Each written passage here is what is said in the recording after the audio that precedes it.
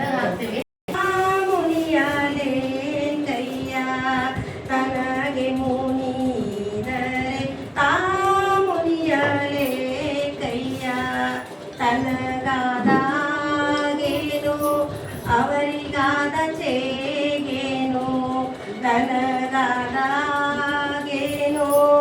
ಅವರಿಗಾದ ಚೇಗೇನು ತನಗೆ ಮುನಿದರೆ ತನಗೆ ಮುನಿದ ತಾ ಮುನಿಯರೆ ಕೈಯ ತನುವಿನ ಕೋಪ ತನ್ನ ಹಿರಿತನದ ಕೇಡು ತನುವಿನ ಕೋಪ ತನ್ನ ಹಿರಿತನದ ಕೇಡು ಮನದ ಕೋಪವು ತನ್ನ ರುಳಿನ ಕೇಡು ಮನದ ಕೋಪವು ತನ್ನ ರುಳಿನ ಕೇಡು ತನಗೆ ಮುನಿದರೆ ತನಗೆ ಮುನಿದರೆ ತಾ ಮುನಿಯ ಲೇ ಕೈಯ ತನಗೆ ಮುನಿದರೆ ತಾ ಮುನಿಯ ಲೇ ಕೈಯ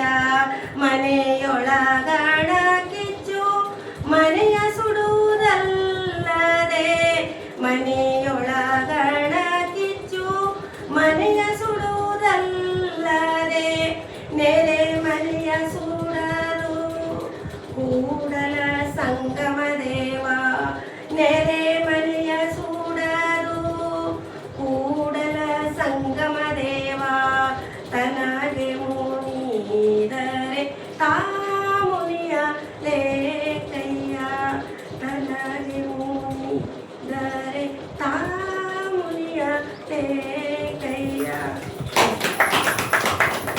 ಎಲ್ಲ ತಾವು ಶಾಂಭವಿ ಮಹಿಳಾ ಸ್ವಸಹಾಯ ಸಂಘ ಎಲ್ಲ ಶಕ್ತಿ ನವದುರ್ಗೆಯರು ನಮ್ಮ ಮನೆಗೆ ಬಂದಿದ್ದು ಬಹಳ ಖುಷಿ ಆಯ್ತು ನಮಗೆ.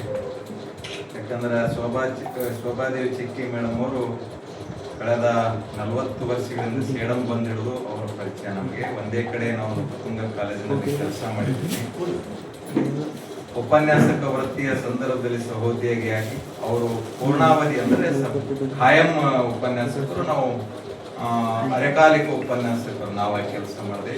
10 ವರ್ಷ ಅವ್ರ ಜೊತೆ ಅದಾದ ಬಳಿಕೂ ಸರ್ಕಾರಿ ನೌಕರ ಶಿಕ್ಷಕರಾದಾಗೂ ಸಹಿತ ವಿವಿಧೆಡೆ ಶಿಕ್ಷಕ ವೃತ್ತಿಯ ಸಂದರ್ಭದಲ್ಲಿ ಸಾಹಿತ್ಯ, ಕಲೆ, ಸಂಗೀತ ಮುಂತಾದ ಇವೆಲ್ಲಗಳ ಒಡನಾಟ ನನಗಿದೆ ಅವರಿಗೆ. ಮತ್ತೆ ಅನೇಕ ಸಾಮಾಜಿಕ ಚಟುವಟಿಕೆಗಳನ್ನ, ಸ್ತ್ರೀ ಶಕ್ತಿ ಸಂಘಟನೆಗಳನ್ನ, ಮಹಿಳಾ ಸ್ವಾವಲಂಬನೆ, ಆರ್ಥಿಕ ಸ್ವಾವಲಂಬನೆ, ಹೀಗೆ ಒಂದು ಥರದವ್ರದ್ದು ಚಕ್ಕಿ ಮೇಡಮ್ ಅಂದರೆ ಒಂದು ರೀತಿಯಾಗಿ ನಮ್ಮ ಸೇಡಂಪಿ ಶಕ್ತಿ ಇದ್ದಂಗೆ.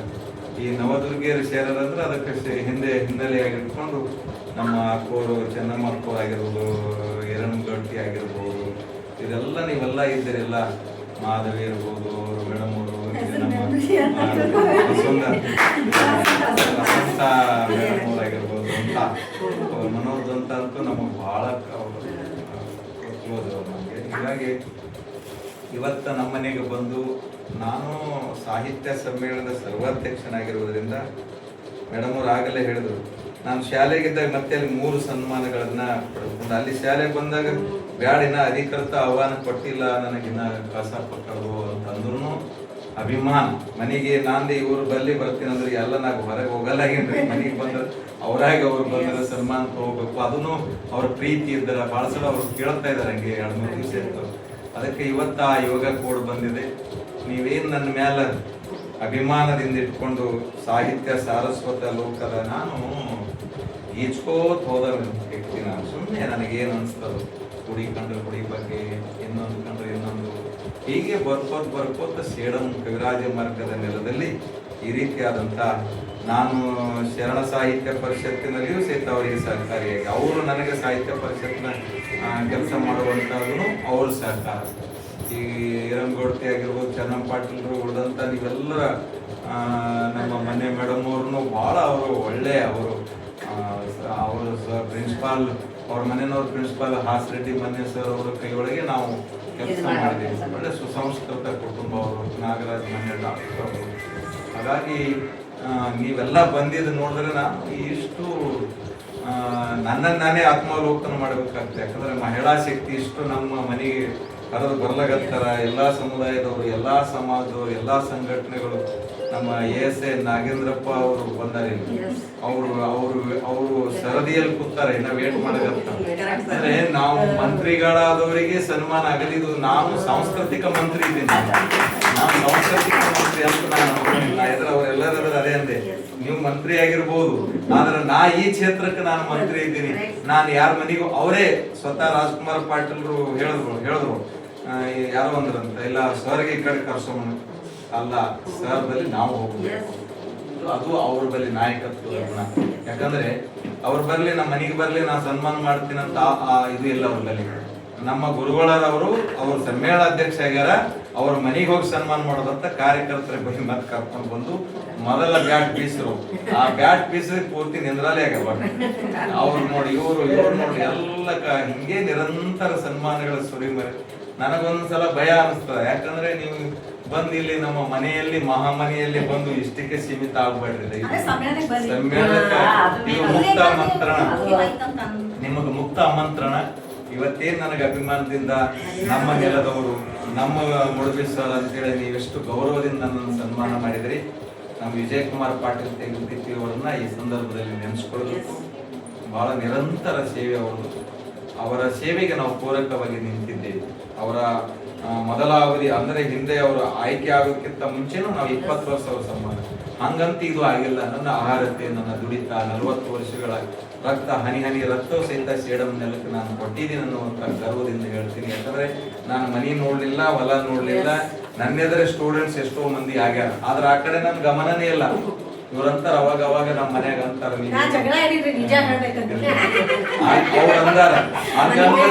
ಹಂಗಂದು ಮತ್ತೆ ಸಮಾಧಾನ ಮಾಡ್ಕೊಂಡು ಇಷ್ಟೆಲ್ಲ ಸಂಭ್ರಮ ಆಗತ್ತ. ಇನ್ ಮುಂದೆ ಅವ್ರು ನನಗೇನು ಯಾವುದು ಮುಂದುವರಿರಿ. ಕೆಲವ್ರು ಹೇಳಿದ್ರು, ಉಡುಪಿ ಸರ್ ರಿಟೈರ್ಡ್ ಆಗದ್ರೊಳಗಾಗಿ ಸಾಹಿತ್ಯ ಎಲ್ಲರೂ ರಿಟೈರ್ಡ್ ಆದ್ರೊಳಗೆ 60-70 ವರ್ಷಕ್ಕೆ ಸಾಹಿತ್ಯ ಸಮ್ಮೇಳನ, ಜಿಲ್ಲಾ ಸಾಹಿತ್ಯ ಸಮ್ಮೇಳನ ಸಿಕ್ಕಿದ್ ಉದಾಹರಣೆ.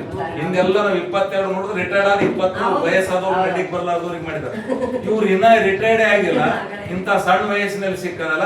ಖಂಡಿತ ಸೇಡಂಕ್ಕೆ ಅಖಿಲ ಭಾರತ ಸಾಹಿತ್ಯ ಸಮ್ಮೇಳನ ಸಿಗ್ತದ ಅಂತ ಅಭಿಮಾನ ಸಿಗ್ತದೋ ಬಿಟ್ಟದೋ ಗೊತ್ತಿಲ್ಲ.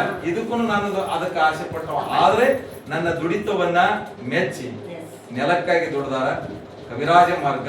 ನಾನು ಎಲ್ಲಿ ಹೋದ್ರು ಸೇಡಂ ಇತಿಹಾಸವನ್ನೇ ಹೇಳ್ತೀನಿ. ಸೇಡಂ ಇತಿಹಾಸ ಅಂದ್ರೆ ಕರ್ನಾಟಕದ ಇತಿಹಾಸ, ರಾಷ್ಟ್ರಕೂಟರ ಇತಿಹಾಸ ಅಂದ್ರೆ ಭಾರತದ ಇತಿಹಾಸ. ಅಂದ್ರೆ ನಾವು ಭಾರತಕ್ಕೆ ಸಂಬಂಧಪಟ್ಟಂತವ್ರು ಸೇಡಂದವರು ಅಂದ್ರೆ ಭಾರತಕ್ಕೆ ಸಂಬಂಧಪಟ್ಟಂತ. ಭಾರತದಲ್ಲಿ ಇತಿಹಾಸವನ್ನ ರಾಷ್ಟ್ರಕೂಟರು ಇಡೀ ಭಾರತವನ್ನ ಆಳಿದಂತವ್ರು ನಮ್ಮ ನೆಲದವರು. ಅದಕ್ಕೆ ನಾವು ಭಾರತದ ಇತಿಹಾಸ ಹೇಳ್ತಾನೆ ಜಿಲ್ಲೆ ಒಳಗೆ ಎಲ್ಲ ಗುಡಿ ಗುಂಡಾರಗಳನ್ನು. ಹೀಗಾಗಿ ಈ ಎಲ್ಲವನ್ನ ಒಂದು 23ಕ್ಕೂ ಹೆಚ್ಚು ಪುಸ್ತಕಗಳನ್ನ ಮೌಲಿಕವಾಗಿ ಸ್ವಾತಂತ್ರ್ಯ ಹೋರಾಟಗಾರರು, ಕಲೆ, ಸಾಹಿತ್ಯ, ಸಂಗೀತಗಾರರನ್ನ ಕುರಿತು ಮತ್ತು ಮಠಮಾನ್ಯಗಳ ಕುರಿತು, ವಿಶೇಷವಾಗಿ ಮಠಮಾನ್ಯಗಳ ಕುರಿತು ಒಂದು ಧಾರ್ಮಿಕ ಸಾಮರಸ್ಯದ ನೆಲೆವೀಡು ನಮ್ದು. ಹೀಗಾಗಿ ಸೇಡಂ ಅಂದ ತಕ್ಷಣ ಮುಡುಬಿ ಗುಂಡ್ಯಾರ. ಇಷ್ಟು ಯಾಕೆ ಬಂದು ಅಂದ್ರೆ ಇದು ದುಡಿತದಿಂದ ಮಾತ್ರ ಸಾಧ್ಯ. ನಾವು ದುಡಿಬೇಕಂತ, ನಾವು ಏನಂದ್ರೆ ಪರೋಪಕಾರಿಯಾಗಿ ದುಡಿಬೇಕಂತ.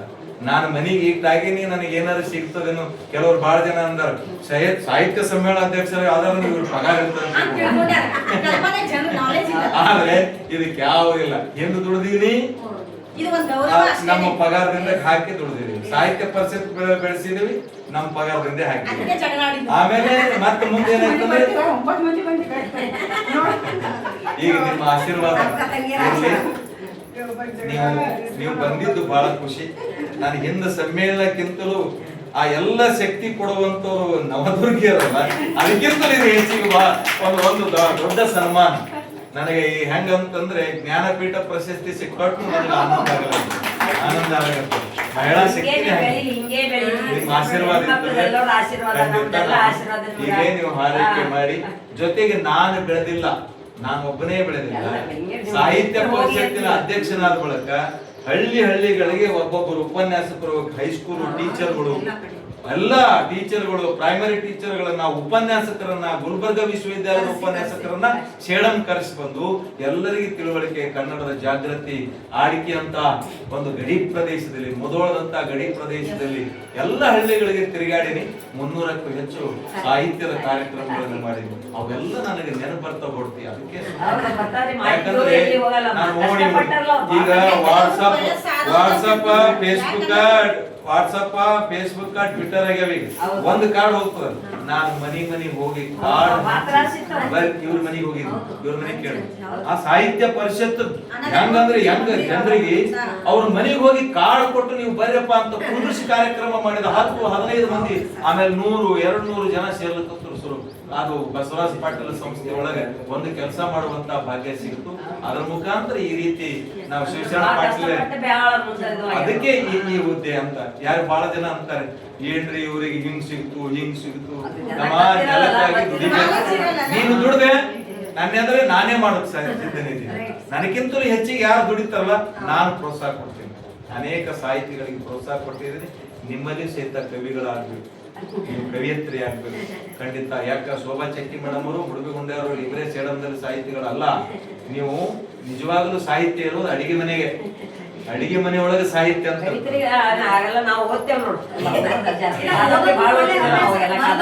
ಅಲ್ಲ. ಎಲ್ಲರೂ ಬರ್ದ್ರೆ ಓದುವ ಸಂಖ್ಯೆ ಬೇಕು, ಓದುವ ಹವ್ಯಾಸ ಬಹಳ ಚಂದಿರಿ.